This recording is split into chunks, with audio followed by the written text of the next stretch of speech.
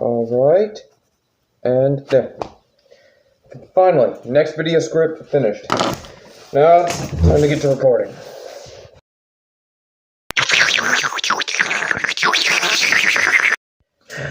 For the 1000th time, Slurp Man. No! You stay in that closet. I let you stay here rent-free. I give you all the food. You never have to pay for anything.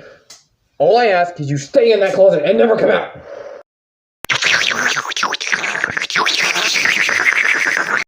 Really? And what's that? A knife. Really?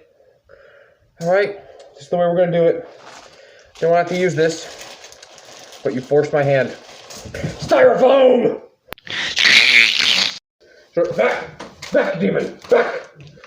Stay in your hole, and do not come out until you've thought about what you've done. Or next time, it'll be giant rolls of foam, not just packing peanuts. I swear at this guy. He wasn't so good at disposing of evidence and getting rid of bodies. I wouldn't be keeping him around. Let's talk about Skylanders.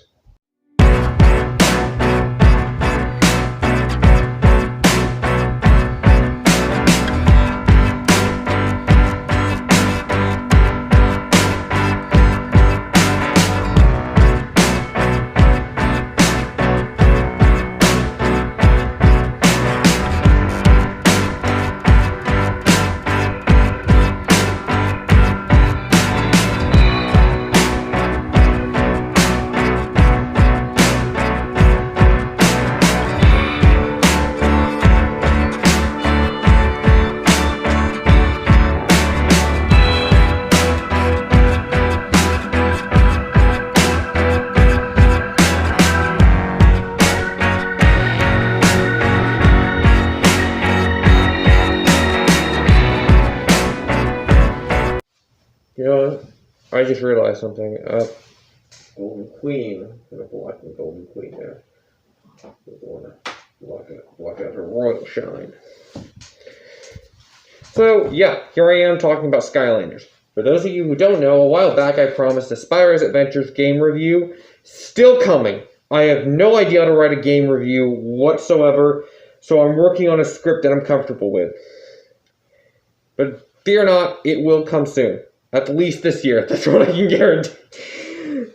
Okay, so, for those of you who don't know, Skylanders is a Toys to Life game, which means you put a character on the portal, and then, like magic, are transported into the game for you to play as. Now, couple up the fact that they mostly marketed to children, and every figure could only die once in a level, or the level had to be restarted, but, at the same time, the more figures you collected, the more extra lives you had. So, taking that into account, it's not a surprise that in the first year alone, Skylanders Spyro's Adventure, the first game, made over about $500 million. Yes, take a look at the number on screen, people. $500 million. So, as you might guess, they made sequel and another sequel. And then they basically ended it at this little gem, the 6th game so far for Imaginators. Now, I could go into detail about why I think this game is a slap in the face, but that's not what I'm here to talk about. I'm here to talk about one of the only things that I think, that other than the selling point, that makes Imaginators worth it to me. And that's these guys. All of these figures were originally characters in the Skylanders game, Skylanders Trap Team, in which you'd put a trap in the portal and capture and be able to play as a villain of the corresponding element. This, of course, was an interesting gameplay mechanic, and these figures are really accurate and well made. And it's the first time we've ever had villain figures. These are some of the best figures to me. At least in my opinion. They're more detailed than any of the other figures, but that's actually part of the reason they're really expensive. They were like $15 bucks a pop in stores. A single figure costs $15. But that's not what I want to talk about. As the title suggests, they actually missed a huge opportunity. Who are they? Activision. You see, let's do a little math here. In the base game for Skylanders Trap Team, there's 46 villains. Okay, got that? 46? Good. Now, let's subtract the 10 villains, one for each element, who made it. Okay?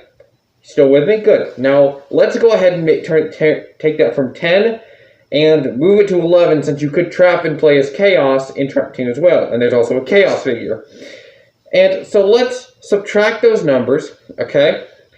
We're left with 35 villains. Now, also there is one character, Buzzerbeak, we need to subtract, considering he's part of one of the villain's attacks.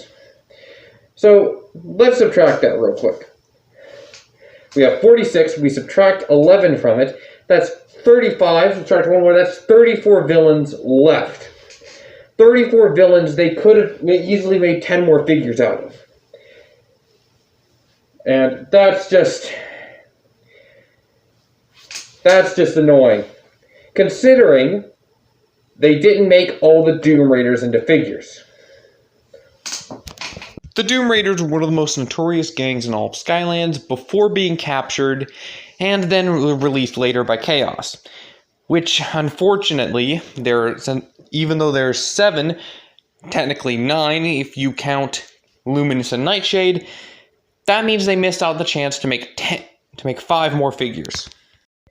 Now, unfortunately, this would be the part of the video where I go over every single villain and tell you what I think they could be and how they could fit in figures. But we're running out of time for today, so this has been Cars97 Productions. Watch out for part 2, where I go over every single Trap Team villain and rank them and tell you how I think it should be, who should be made to a figure, how they should be handled, and who should make it. All my top picks. So, yeah, if you guys enjoyed this video, hit the like button down below. And if you want to watch more, don't forget to subscribe and hit that bell so you never miss another video. Now, if you excuse me, I gotta go check on Slurp Man. I gotta go make sure Slurp Man didn't get out.